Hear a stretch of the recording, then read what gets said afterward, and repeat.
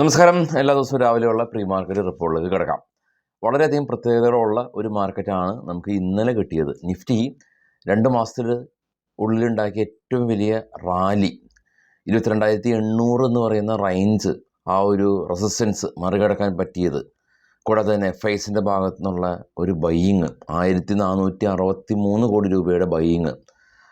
കൂടാതെ BSE listed companies ഇവരുടെ total market cap ഈ മാർക്കറ്റ് പീക്കിൽ നിൽക്കുന്ന സമയത്ത് 467 ലക്ഷം കോടി രൂപ ഉണ്ടായിരുന്നു. അത് 400 ലക്ഷം കോടി രൂപയിലേക്ക് താഴെ പോയിരുന്നു മാർക്കറ്റ് ക്രാഷിൽ. അത് വീണ്ടും 400 ലക്ഷം കോടി രൂപയ്ക്ക് മുകളിൽ പോയിട്ടുണ്ട് എന്നുള്ള ഇത്തരം 4 വ്യത്യസ്തമായിട്ടുള്ള റീസൺ ഒത്തിണങ്ങിയ ഒരു മാർക്കറ്റായിരുന്നു ഇന്നലെ ഉണ്ടായിരുന്നത്. ഇതിൽ ഏറ്റവും എടുത്തു പറയേണ്ടതായിട്ടുള്ളത് FISൻ്റെ ബൈയിങ് തന്നെയാണ്. കാരണം FIS എല്ലാ ദിവസവും സെല്ലിങ് മോഡലായിരുന്നു. അതുകൊണ്ട് തന്നെ ഇന്നലെ മാർക്കറ്റൊക്കെ ഹൈ പോയ സമയത്ത്, മാർക്കറ്റിനെ ഫർദറായിട്ട് അല്ലെങ്കിൽ മാർക്കറ്റ് കുറച്ചൊക്കെ ഉയർന്ന സമയത്ത് മാർക്കറ്റിനെ ഷോർട്ട് ചെയ്ത് നഷ്ടം വരുത്തിയ ആളുകളും ഇന്നലത്തെ മാർക്കറ്റിൽ വളരെയധികം കൂടുതൽ ഉണ്ടായി കാണണം. കാരണം FISൻ്റെ ഭാഗത്തുനിന്ന് അവരുടെ സ്വാഭാവികമായിട്ടുള്ള സെല്ലിങ് ഉണ്ടാകുമെന്നുള്ള ഒരു എക്സ്പെക്റ്റേഷനിലും മാർക്കറ്റിൽ പാർട്ടിസിപ്പേറ്റ് ചെയ്ത ആളുകൾ ഇന്നലെ കൂടുതലുണ്ടാവണം. അപ്പോൾ മാർക്കറ്റിൻ്റെ റാലിയിലും നഷ്ടം വരുത്തുന്ന ആൾക്കാരും ഉണ്ട് എന്നുള്ളതാണ് വാസ്തവം. അപ്പോൾ അത്തരത്തിലുള്ള നല്ലൊരു മാർക്കറ്റ് 22,800 എന്ന് പറയുന്ന റേഞ്ചൊക്കെ മറികടക്കാൻ പറ്റിയൊരു മാർക്കറ്റാണ് ഇന്നലെ നമുക്കുണ്ടായത്. എന്നാൽ നമ്മുടെ മാർക്കറ്റ് ക്ലോസ് ചെയ്തതിന് ശേഷം US മാർക്കറ്റിലെ പ്രകടനം അത്ര നന്നായിരുന്നില്ല. ടെസ്ല 5% മുകളിൽ ഇടിവ് രേഖപ്പെടുത്തി. നാസ്ഡാക്കും ഡോയിലും പ്രോഫിറ്റ് ബുക്കിംഗ് കണ്ടു. കണ്ടിന്യൂസ് സെൽ ഓഫാണ് ഡോയിൽ കാണുന്നത്. ഇന്ന് US മാർക്കറ്റിൽ നിന്ന് ഇന്ത്യൻ സമയം ഏകദേശം ഒരു 11:30 US-ൽ നിന്നുള്ള ഇൻട്രസ്റ്റ് റേറ്റ് ഡിസിഷൻ വരുന്നത്. അപ്പോൾ അതിന് മുമ്പേ ഇന്നലെ നമ്മുടെ മാർക്കറ്റ് ഓപ്പൺ ആകുന്ന സമയം തന്നെ ഡോ ഫ്യൂച്ചർ നെഗറ്റീവായിരുന്നു. ക്ലോസ് ആയതും നെഗറ്റീവാണ്. ഇനി ഇപ്പോൾ ഡോ ഫ്യൂച്ചർ എന്താണെന്ന് വെച്ചാൽ, ഇപ്പോൾ ഡോ ഫ്യൂച്ചർ കുറച്ച് റിക്കവറി മോഡലാണ്, പോസിറ്റീവിലാണ് ട്രേഡ് ചെയ്യുന്നത്. അപ്പോൾ ടെസ്ല പോലെയുള്ള കമ്പനീസ് സിവിയർ സെല്ലിംഗ് പ്രഷറിൽ ഉണ്ടായിട്ടുണ്ട്. അപ്പോൾ BYD എന്ന് പറയുന്ന ചൈനീസ് കമ്പനി ഒരു സമയത്തെല്ലാം തന്നെ ഈ ടെസ്ലനെ മറികടക്കുമോ എന്നുള്ള ഒരു ചോദ്യത്തിൽ എലൻ മസ്ക് എല്ലാം തന്നെ വളരെയധികം ചിരിച്ച് തള്ളിയ ഒരു കമ്പനിയായിരുന്നു BYD. ഇന്ന് BYD ലോകത്തിലെ ഏറ്റവും വലിയ EV കാറുകൾ നിർമ്മിക്കുന്ന കമ്പനിയായിട്ട് മാറിയിട്ടുണ്ട്. ഈവൻ ഇന്ത്യയിലും BYD കാറുകൾ വളരെയധികം എല്ലാ ആളുകൾക്കും ഇഷ്ടപ്പെട്ട കാറാണ്. നല്ല രീതിയിലുള്ള ഇന്ധനക്ഷമത അവർക്കുണ്ട്.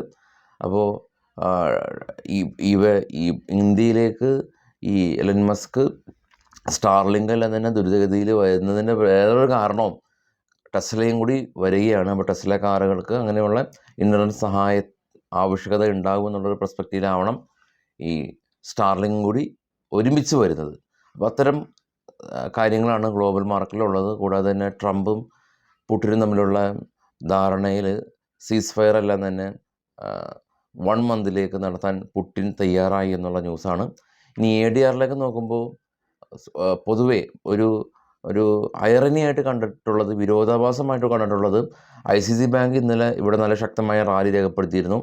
അവിടെയും പോസിറ്റീവിൽ ട്രേഡ് ചെയ്തു. എന്നാൽ എക്സ്റ്റൻഡ് അവേഴ്സിൽ ICICI ബാങ്ക് 2.5% ഒരു ഫോള് ADR സ്റ്റോക്കുകൾ, അമേരിക്കൻ ഡെപ്പോസിറ്ററി റെസിപ്റ്റ് സ്റ്റോക്കുകളിൽ കണ്ടു. ഇനി നേരെ ഗ്ലോബൽ മാർക്കറ്റ് നോക്കാം. ഗ്ലോബൽ മാർക്കറ്റ് കാണാം ഏറ്റവും താഴെ ഗ്ലോബൽ മാർക്കറ്റിൽ ഏറ്റവും താഴെ US VIX ഇന്നലെ 4.36% ഒരു സ്പൈക്ക് ഉണ്ടായി. US VIX സ്പൈക്ക് ചെയ്തു. നാസ്ഡാക്ക് 300 പോയിൻ്റ് അഥവാ 1.7% ഇടിവ്. ഡോ ഏകദേശം 1% അടുത്ത് ഇടിവ്. എന്നാൽ European market FTSE UK CAC 40 France DAX German എല്ലാം പോസിറ്റീവായിരുന്നു. ഇതിന് മുകളിലുള്ള ഡോ ഫ്യൂച്ചർ കാണാം ഓൾമോസ്റ്റ് മിഡിൽ. ഇപ്പോൾ ട്രേഡ് ചെയ്യുന്ന ഡോ ഫ്യൂച്ചറാണ് പോസിറ്റീവാണ്. ഏഷ്യൻ മാർക്കറ്റ് പോസിറ്റീവാണ്. ഏറ്റവും ടോപ്പിലേക്ക് പോകുകയാണെങ്കിൽ ബിറ്റ്കോയിൻ എല്ലാം തന്നെ സ്റ്റേബിളായിട്ട് അറ്റ്ലീസ്റ്റ് നിൽക്കുന്നുണ്ട്. ഗോൾഡ് കാണാം ഏറ്റവും ടോപ്പ് ചെയ്ത് മൂന്നാമത് $330 പെർ ഔൺസ് എന്ന നിലയിലാണ് ഗോൾഡിന് നിൽപ്പ്. ഇനി ഇന്നത്തെ കുറച്ച് സ്റ്റോക്കുകളുടെ വാർത്തകളിലേക്ക് പോകുമ്പോൾ ബജാജ് ഓട്ടോ, പ്രധാനമായിട്ടും Bajaj auto MD CEO Rajeev ബജാജിനെ അടുത്ത 5 വർഷത്തേക്ക് നിയമിതനായിട്ടുണ്ട് എന്നുള്ള ന്യൂസുണ്ട്. അപ്പോൾ ഈ ഇൻഡസ്ഇൻഡ് ബാങ്കിൻ്റെ തന്നെ CEO 1 വർഷത്തേക്ക് നിയമിതനായി എന്നുള്ള ന്യൂസ് ആണ് കമ്പനി സ്റ്റോക്ക് 27% ഇടിയാൻ കാരണം. വേറെയും ന്യൂസ് ഉണ്ടായിരുന്നു.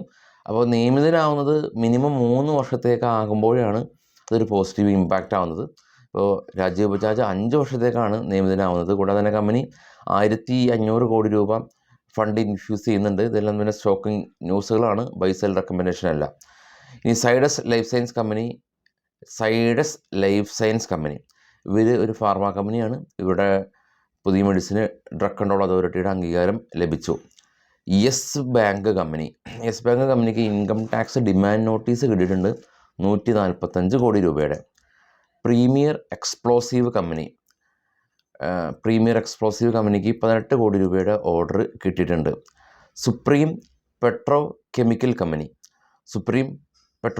കമ്പനി എക്സ്മോൾഡ് പോളിമർ എന്ന് പറയുന്ന ഒരു കമ്പനീനെ അക്യൂർ ചെയ്ത് സൗത്ത് ഇന്ത്യയിൽ ഇവരുടെ ബിസിനസ് എക്സ്പാൻഡ് ചെയ്യുകയാണ് എന്നുള്ള ന്യൂസാണ് സുപ്രീം പെട്രോ കെമിക്കൽ കമ്പനിയെ സംബന്ധിച്ച് ഉള്ളത്.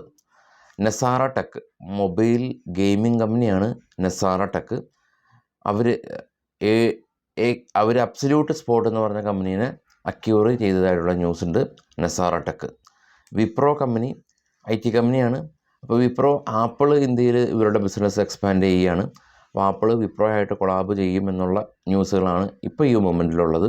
മറ്റുള്ള ന്യൂസുകളായിട്ട് വൈകിട്ട് 7 മണിക്ക് എത്താം. എല്ലാവർക്കും ശുഭദിനം.